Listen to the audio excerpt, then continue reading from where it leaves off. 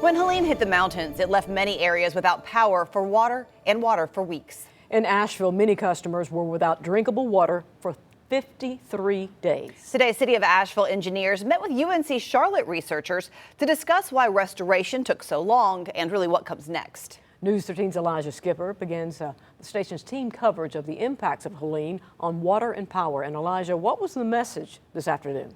City engineers told UNC Charlotte researchers and students how Helene exposed weak spots, but also showed what worked. They're rethinking methods, improving record keeping, and investing in upgrades to make sure the water system is stronger the next time disaster strikes. Anytime you look backwards, you can see gaps and things that you might have done differently. When Helene's floodwaters poured into the mountains, Asheville's reservoirs turned into rivers of mud. In those conditions, city engineers had to adapt fast. I think we learn every time we go through a situation like this. You know, one of the things we've talked about kind of in the aftermath is we probably wouldn't have gone quite as high on the chlorine.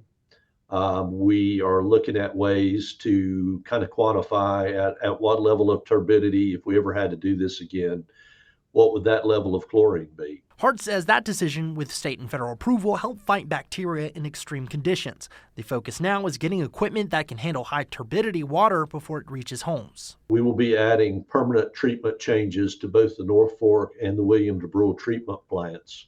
We're adding a third transmission line that will come out of North Fork.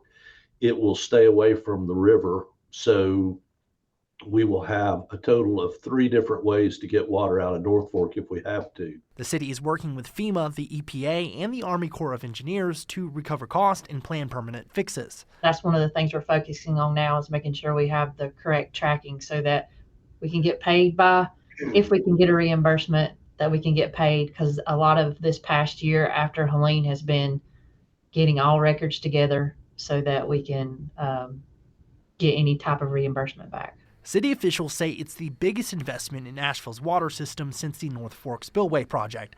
And while crews rebuilt infrastructure, communicating with the public remained just as crucial. On a scale of 1 to 10, 10 being the worst, we were probably up to a 15. And we told our customers exactly how bad it was. And one thing we never did was offer any kind of timeline about when service would be back.